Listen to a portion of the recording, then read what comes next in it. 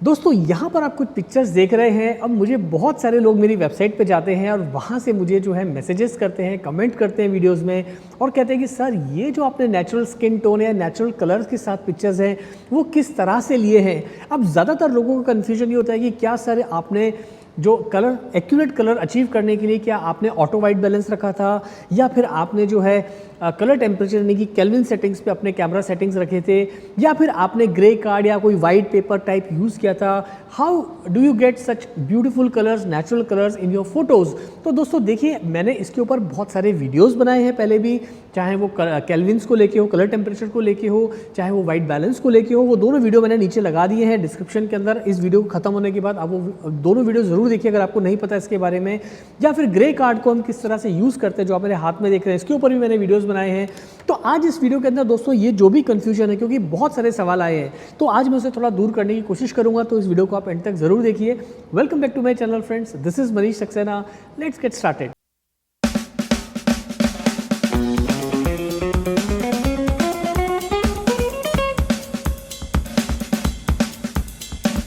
अब देखिए दोस्तों, प्रॉब्लम कहाँ पर आती है, जो बहुत सारे फोटोग्राफर्स को इश्यूज आ रहे हैं वो ये हमेशा लिखते हैं कि सर देखिए हम पिक्चर्स रॉ में शूट करते हैं तो वहाँ पर क्या फ़र्क पड़ता है, हमने वाइट बैलेंस ऑटो पे रखा है या जो भी केल्विन सेटिंग्स के ऊपर रखा है वो तो हम जाके अपने पोस्ट के अंदर लाइट रूम में या कैप्चर वन प्रो में चेंज कर सकते हैं, चाहे वो कलर टेम्परेचर हो चाहे वाइट बैलेंस की सेटिंग्स हो। तो ये सेटिंग्स की ज़रूरत क्या है, क्या ज़रूरत है कि आप ग्रे कार्ड को यूज़ कर रहे हो कलर्स को ठीक करने के लिए, क्योंकि ये सब तो हम पोस्ट में कर सकते हैं आराम से, ये तो कोई बड़ी चीज़ नहीं है। और एट द सेम टाइम काफ़ी सारे फोटोग्राफर्स हैं उनको इन चीज़ों के बारे में पता ही नहीं कि भाई इसे कैसे यूज़ करते हैं, ग्रे कार्ड से किस चीज़ के लिए काम आता है।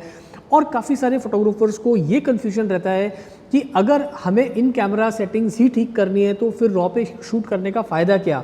तो देखिए दोस्तों, यहाँ मैं कुछ चीज़ें क्लियर करना चाहूँगा। देखिए, जब आप कमर्शियल असाइनमेंट करते हैं, क्लाइंट के साथ काम करते हैं, तो मान लीजिए अगर आपने कोई भी सेटिंग्स रखी है, आप रॉ पे शूट कर रहे हैं, तो वहाँ पर क्या होता है कि आपके कलर्स थोड़े बराबर नहीं आते हैं। मान लीजिए आप कोई गारमेंट का शूट कर रहे हैं, तो अगर मैंने ठीक से अपनी सेटिंग्स नहीं रखी है तो कुछ इस तरह से दिखाई देगी यहाँ पे, तो कलर्स ठीक नहीं आ रहे हैं, चाहे वो क्लोथिंग का कपड़ा हो, स्किन टोन हो। अब आप इसे पोस्ट में ठीक तो कर सकते हैं, लेकिन जब क्लाइंट के सामने जो इंप्रेशन होता है वो थोड़ा ख़राब हो जाता है। क्लाइंट सोचता है कि भाई ये कैसे कलर आ रहे हैं, मतलब उसको तो थोड़ा सा हार्ट अटैक आ रहा है कि यार किस फोटोग्राफर को हमने हायर कर लिया, कलर्स हैं वो ठीक ही नहीं आ रहे हैं। हालांकि आपको पता है कि आप उसे पोस्ट में ठीक कर सकते हैं। तो मैं जो दोस्तों टेक्निक यूज़ करता हूँ ना, मैं हमेशा कोशिश करता हूँ कि इन कैमरा ही जो है पिक्चर में ठीक से कैप्चर करूँ। अब चाहे मुझे उसमें ऑटो वाइट बैलेंस तो मैं ज़्यादातर प्रेफर करता ही नहीं हूँ दोस्तों, तो आप ऑटो वाइट बैलेंस को जो है यूज़ बिल्कुल मत करा करो। जैसे कि आप देख रहे हो कैमराज में काफ़ी सारी सेटिंग्स होती हैं, उसमें एक ऑटो वाइट बैलेंस भी होता है, उसमें इनकैंडेसेंट भी होता है, उसमें शेड्स भी होता है, उसमें सनलाइट का भी होता है, या उसमें सनी डे जो वगैरह वगैरह अलग अलग उसमें काफ़ी सारे ऑप्शंस आते हैं। तो हमेशा मैं कोशिश तो खुद ये करता हूँ कि आप मैनुअली ही जितना काम करेंगे उतना अच्छा है। तो यहाँ पर दो ऑप्शंस हमारे पास में बचते हैं। एक तो आप मैनुअली जो है सही वाइट बैलेंस चुनें, यानी कि आप ठीक से कलर टेम्परेचर जो है वो आपको सेट करना आना चाहिए। इससे क्या होता है कि आपको एक सही रेफरेंस पॉइंट मिल जाता है अपनी इमेजेस को अचीव करने का। चाहे आप अपने क्लाइंट को दिखा रहे हो, चाहे आप खुद शूट कर रहे हो, तो आपको पता चलता है कि यार इतने कलर टेम्परेचर पे जो है मेरी पिक्चर्स जो है एकदम नेचुरल कलर के साथ में आ रही है। अब यहाँ पर देखिए, कलर टेम्परेचर से ऐसा नहीं कि आप उसे बाद में ठीक नहीं कर सकते, आप पोस्ट में बहुत सारी चीज़ें कर सकते हैं। बट एक अच्छा फोटोग्राफर बनने के लिए आपको इस बात को समझना ज़रूरी है कि कलर टेम्परेचर को कब यूज़ करना है, कब आपको वाइट बैलेंस को करेक्ट करना है, कब ये आपको ग्रे कार्ड को यूज़ करना है। तो यहाँ पर आप एक इस बात को बहुत आसानी से मैं आपको थोड़ा समझाने की कोशिश करता हूँ। अगर आपके कैमरा के अंदर कलर टेम्परेचर का ऑप्शन नहीं है तो आप कुछ मत करिए दोस्तों, आप सिर्फ इस ग्रे कार्ड को यूज़ करिए। अभी ग्रे कार्ड बेसिकली 18% ग्रे होता है।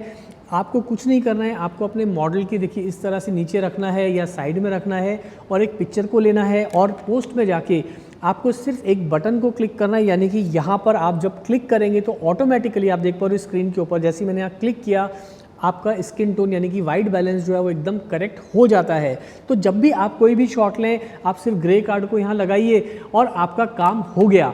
बस आपको इस बात का ध्यान रखना है कि जब आप लाइट की सेटिंग चेंज करो तो फिर दोबारा आपको उसी ग्रे कार्ड को वापस लगाना है, दोबारा रीडिंग लेनी है। अगर लाइट सेटिंग सेम ही है तो आपने एक बार इसकी रीडिंग ले ली, इस तरह से ग्रे कार्ड लगा के आपका काम हो गया। तो एक तो ये तरीका है, सीधा सीधा आप वाइट बैलेंस अपना करेक्ट कर सकते हैं, जिससे आपको एक नेचुरल रेफरेंस पॉइंट मिलता है कि आपके कलर्स जो हैं वो एकदम एक्यूरेट नज़र आते हैं। और थोड़ा बहुत ट्विकिंग आप यहाँ वहाँ करेंगे अपने कलर्स के साथ तो you will get better skin tones, natural colours, और आपकी इमेजेस जो हैं वो बहुत ही नेचुरल नज़र आएंगी। दूसरा तरीका दोस्तों ये है, अगर आपको अपनी इमेजेस के अंदर थोड़ा सा ड्रामा पैदा करना है, आपको इमेजेस में थोड़ा सा कलर्स के साथ में खेलना है, कई बार आपको सिनेमैटिक लुक दिखाना होता है, कई बार आप पोर्टफोलियो पिक्चर शूट कर रहे हैं, वहाँ पर आपको थोड़ा सा अलग तरह से, आपको थोड़ा सा जो है एक डिफरेंट डार्क लुक दिखाना होता है, तो आप भैया अलग अलग जो है कलर टेम्परेचर आप यूज़ करिए। अब मैं एक छोटी सी चीज़ बताता हूँ, कलर टेम्परेचर के अंदर आप 2800 से लेके 10,000 तक जो है एक आपको अच्छी खासी रेंज मिल जाती है कलर टेम्परेचर की। तो यहाँ सिंपल सी बात आपको ये ध्यान रखने की, 2800 मतलब थोड़ा सा कूल रहेगा वो, यानी कि थोड़ा सा ब्लूइश दिखाई देगा। और जब आप जैसे से 8000 और अबव जाएंगे, 5000 के ऊपर जाएंगे, तो वहाँ पर वो थोड़ा थोड़ा जो है वार्म होता जाता है। अब आपको कितना वार्म दिखाना है इमेज में, यानी कि कितना आपको सिनेमैटिक दिखाना है, और कितना कूल यानी कि थोड़ा सा आपको एकदम थोड़ा सा ड्रामेटिक दिखाना है, तो वहाँ पर दोस्तों आपको ये तय करना आपके एस्थेटिक सेंस पे होता है कि आप किस तरह का पिक्चर जो है वो अचीव करना चाह रहे हैं।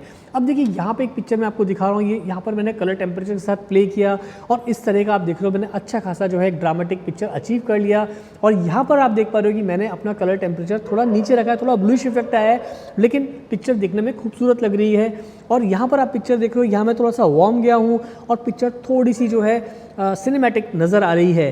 तो यहाँ पर दोस्तों आपको इस बात का ध्यान रखना है कि आपको किस तरह का आप शॉट ले रहे हो, आपकी इमेजिनेशन क्या है, उस तरह से आप अपने कलर टेम्परेचर के साथ में प्ले करिए।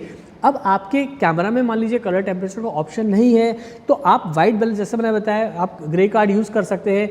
तो ग्रे कार्ड के अंदर तो आपको वो एक्यूरेट देगा, बट जब आपको एक एक्यूरेसी मिल जाती है ग्रे कार्ड से कि भाई ये मेरी स्किन टोन परफेक्ट आ रही है, तो आप देखिए कि आप थोड़ा सा और उसके अंदर क्या ऐड कर सकते हैं।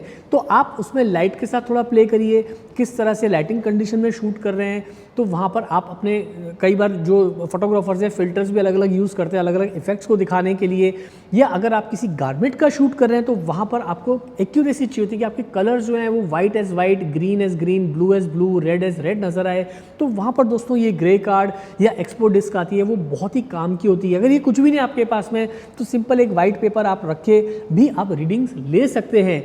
तो ओवरऑल कहने का मतलब है कि जो आपने सवाल पूछे मुझसे वीडियो के अंदर कि sir auto white balance settings या कलर टेम्परेचर सेटिंग्स या फिर ग्रे कार्ड कौन सी बेस्ट है, तो यहाँ पर दोस्तों देखिए कोई भी, मैं ये नहीं बोलूँगा कि ये बेस्ट है ये बेस्ट है। इट ऑल डिपेंड्स कि आप किस तरह का शूट कर रहे हैं, किस तरह के शॉट्स ले रहे हैं, आपको फाइनली किस तरह के पिक्चर्स को अचीव करना है। आप बस उसी हिसाब से आप इन 3-4 चीज़ों के बीच में खेलिए, और डेफिनेटली आप देखेंगे कि आपको फोटोज़ जो हैं वो बहुत बेहतरीन मिलेगी। अब यहाँ पर मैं कुछ नमूने आपको दिखा रहा हूँ। देखिए ये पिक्चर्स जो है मैंने थोड़ी एक्सपेरिमेंटल ली है, शूट रॉ पे किया है, लेकिन यहाँ पर मैंने जो है सीधा सीधा ग्रे कार्ड से रीडिंग लेके कलर्स को करेक्ट किया, और उसके बाद क्योंकि मेरे कैमरा में कलर टेम्परेचर का ऑप्शन है, तो वहाँ पर मैंने जो है 100 केल्विन ऊपर गया या मैं नीचे गया, तो मुझे इस तरह के थोड़े थोड़े इफेक्ट्स मिले इमेजेस के अंदर, जो आप अभी स्क्रीन पे देख पा रहे हो। तो इस तरह से दोस्तों आपको थोड़ा प्रैक्टिस करना पड़ेगा।